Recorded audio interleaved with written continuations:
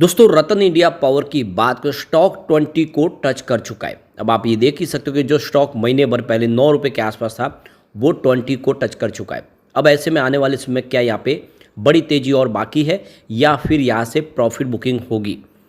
सबसे जो बड़ी बात है कि ये एक छोटा पेनी स्टॉक है और यहाँ पे इस बार रिजल्ट तो काफ़ी शानदार हमने देखा है, लेकिन अभी भी एनसीएलटी की कार्रवाई तो इसके ऊपर हो रही है। और आप देख सकते हो कि बहुत सारे ऐसे ऑपरेटर भी होते हैं जो लगातार स्टॉक को आगे बढ़ाते हैं और फिर डायरेक्ट लोअर सर्किट भी शुरू हो जाते हैं। ऐसे में हमें क्या करना चाहिए? वैसे तो जो खबरें हैं वो काफ़ी अच्छी है बाज़ार के लिए। बाज़ार में फिर स्टेबल गवर्नमेंट फॉर्मों में आने वाली है और इस वजह से माहौल एक पॉजिटिव बना है। तो क्या करना चाहिए हमें? क्या आगे आने वाले समय तेज़ी के लिए इसमें अभी वेट करना चाहिए या फिर एक बार प्रॉफिट बुक करना चाहिए? यहाँ पे कुछ बड़ी अपडेट निकल के आ रही है जिनको हम एक एक करके डिस्कस करेंगे। लेकिन फ्रेंड उससे पहले अगर आप पहली बार हमारे चैनल पे आए तो चैनल को सब्सक्राइब कर दीजिए, एक बेल आइकॉन दबा दीजिए ताकि जब भी नया वीडियो बने पहला नोटिफिकेशन आपको मिले। वीडियो पसंद आए तो लाइक से जरूर कीजिए। चलो फ्रेंड्स वीडियो स्टार्ट करते हैं। मैं हूँ आपका दोस्त SB दवे और हमारे अपने चैनल ऑनलाइन कमाई में आपका बहुत बहुत स्वागत है। तो दोस्तों काफ़ी महीनों के बाद या काफ़ी सालों के बाद कहे बाजार में हमने शुरुआती 2500 पॉइंट की भारी तेज़ी के साथ देखी, ऐसा कभी देखने को नहीं मिलता और इसके पीछे एग्जिट पोल का असर। अब आप देख सकते हो कि इसकी वजह से सीधा रतन इंडिया पावर में भी अपर सर्किट लगा। बाजार खुलते ही स्टॉक 20.10 पे क्लोजिंग दी 5% के सर्किट के साथ और दिन भर सर्किट लगा रहा और इस वजह से वॉल्यूम भी काफ़ी कम हुआ। और अभी भी ये पॉजिटिव माहौल आगे भी थोड़ा सा जारी रह सकता है क्योंकि अब कल तो हमारे सामने नतीजे होंगे और वो नतीजे पॉजिटिव रहेंगे तो उसका असर भी देखने को मिला बाजार में। अब यहाँ पे देखो कि पिछले एक साल में इसने 482% का ज़बरदस्त रिटर्न दिया है स्टॉक ने। 3.45 के आसपास स्टॉक था, या एक तरह से हम कह सकते हैं कि कम से कम 5 गुना से ज़्यादा रिटर्न मिल चुका है। बहुत बड़ा मल्टीबैगर रिटर्न साबित किया इसने और 3.5 रुपये का स्टॉक 20 तक पहुँचा है। तो जिसने भी साल भर पहले निवेश किया होगा उसको ज़बरदस्त रिटर्न मिला है इस स्टॉक के अंदर। अगर हम बात कर ले 6 मंथ की तो उसमें 125% का पॉजिटिव रिटर्न मिला है। 8.90 के आसपास स्टॉक था 6 महीने पहले, इस समय 20 के आसपास है। लेकिन आपको ये भी ध्यान रखना चाहिए कि ये 8.90 की प्राइस महीने भर पहले भी थी, यानी पिछले 5-6 महीनों में इसमें कोई खास हमने बड़ी बढ़त नहीं देखी। लेकिन जब दौड़ने लगा तो स्टॉक एक तरफा दौड़ा है, ये क्लियरली समझ में आ रहा है। यहाँ पे अगर हम पिछले एक महीने की बात करें तो 102% का ज़बरदस्त रिटर्न दिया है। 9.95 के आसपास स्टॉक था। तो ये आप समझ ही सकते हो कि पिछले 5-6 महीने में स्टॉक नहीं दौड़ा, लेकिन एक महीने में इसने ज़बरदस्त दौड़ लगाई और आपके इन्वेस्टमेंट को इसने डबल कर दिया। ये सबसे बड़ी बात है। सिर्फ पिछले 5 दिन की बात करें तो 21% की ज़बरदस्त तेज़ी स्टॉक के अंदर बन चुकी है। 15.5 के आसपास जो स्टॉक था वो इस समय 20 के पार है। अब यहाँ पे देख ही सकते हो कि यह एक फ्रेश इसकी हाई बनी है। 52 वीक का इसने नया हाई बनाया 20.10 के आसपास। 3.30 से 20 का सफ़र तय किया स्टॉक ने। लेकिन अभी भी सबसे जो बड़ी बात है इसका ऑल टाइम हाई 45 के आसपास है और उस हिसाब से स्टॉक अभी भी काफ़ी नीचे है। आज वॉल्यूम काफ़ी कम रहा क्योंकि डायरेक्ट सर्किट लगा तो पिछले एक महीने पहले इसका 11 करोड़ का वॉल्यूम था। 8 करोड़ की डिलीवरी उठाई गई थी। 1 वीक पहले 11 करोड़ का डिलीवरी बेस काम हुआ। इसके पीछे वजह कि इसको स्टेज 4 ASM लिस्ट में शामिल कर लिया गया और देख सकते उसके बावजूद भी फ्राइडे को 19 करोड़ का ज़बरदस्त वॉल्यूम हुआ था स्टॉक के अंदर। आज मात्र 3 करोड़ का ही वॉल्यूम हुआ। अब यहाँ पे जो सबसे बड़ी बात है कि एग्जिट पोल ने पावर सेक्टर के लिए एक बहुत बड़ा पॉजिटिव बूस्ट का काम किया है और आज देखें तो जो BSE पॉइंट इंडेक्स ने काफ़ी ज़बरदस्त तेज़ी दिखाई, रिकॉर्ड हाई पे पहुंचा और पावर शेयर भी शानदार कमाल किए। 4% से लेके करीब यहाँ पे देखें तो 19% तक की तेज़ी देखने को मिली। सभी अलग अलग पावर सेक्टर के शेयरों में काफ़ी शानदार प्रदर्शन किया। तो ये देख दो कि अब एक तरह से जितने एग्जिट पोल आए वो एक तरफा माहौल बना रहे कि BJP NDA गवर्नमेंट है वो बनने जा रही है और पूर्ण बहुमत से बनने जा रही है और इसने एक पूरा बाजार में पॉजिटिव माहौल बनाया और पावर सेक्टर के लिए काफ़ी शानदार रहा। तो एक अंदाज़ा जो एग्जिट पोल के हिसाब से लग रहा है कि 350 से 390 तक की सीटें आ सकती है 543 की लोकसभा के अंदर।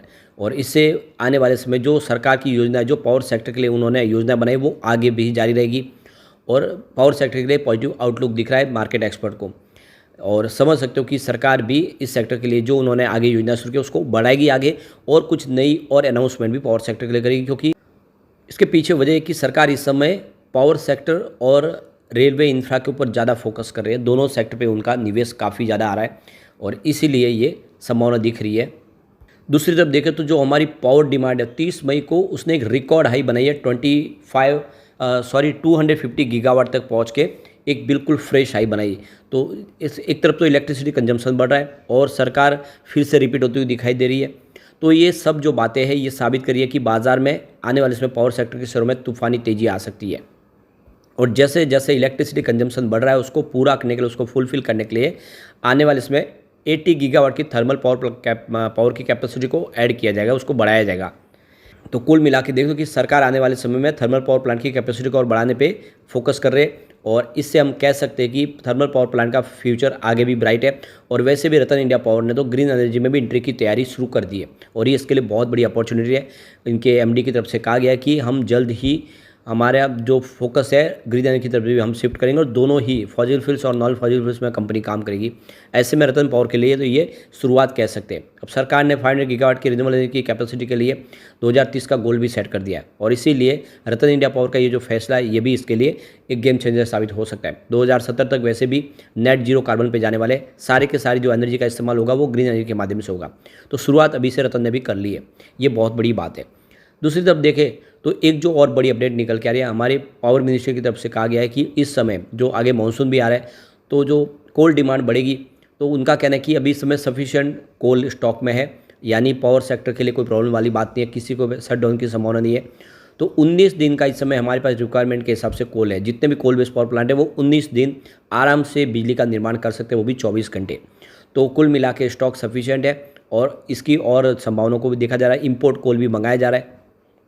तो इंडिया की जो पावर डिमांड भी देखें तो 250 गीगावाट तक पहुंच चुकी है, और ऐसे में हीट वेव अभी भी जारी है, और उसमें इलेक्ट्रिसिटी कंजम्पशन बढ़ेगा। तो इसीलिए कोल की शॉर्टेज की प्रॉब्लम थी, तो उसका निवारण भी हो चुका है कि अभी 19 दिन के लिए सफिशिएंट कोल है सबके लिए। तो मिनिस्ट्री ऑफ पावर की तरफ से जो, और कोल मिनिस्ट्री की तरफ से जो बयान निकल कर आया है कि पिछले साल के मुकाबले 30% ज़्यादा कोल स्टॉक है हमारे पास, यानी 45 मेट्रिक टन्स के आसपास। तो कुल मिला के आने वाले समय कोई प्रॉब्लम दिखाई नहीं दे रही है। इस बार जो कोल प्रोडक्शन है वो भी 8% ज़्यादा है पिछले साल के मुकाबले, तो इससे कोई चिंता वाली बात नहीं है। और ऐसे में रतन इंडिया पावर के लिए भी अपॉर्चुनिटी है कि ये स्टॉक कमाल कर सकता है, क्योंकि कंपनी अब काफ़ी अच्छा इनके पास कैश भी आया जिसका इस्तेमाल वो करेंगे, और ग्रीन एनर्जी के बिजनेस के साथ अपने थर्मल पावर प्लांट के बिजनेस को भी आगे बढ़ाएंगे, और अपनी एनसीएलटी की जो प्रक्रिया है उससे बाहर निकलने की कोशिश करेंगे, और इसीलिए स्टॉक कमाल कर सकते हैं। लेकिन एक भी ध्यान रखने के बाद स्टॉक लगातार दौड़ा है, कभी भी लोअर सर्किट भी शुरू हो सकते हैं, ये बात मैंने पहले भी बताई है। तो शॉर्ट टर्म इन्वेस्टर वो प्रॉफिट बुक कर सकते हैं, उनके पैसे ऑलरेडी डबल हो चुके हैं।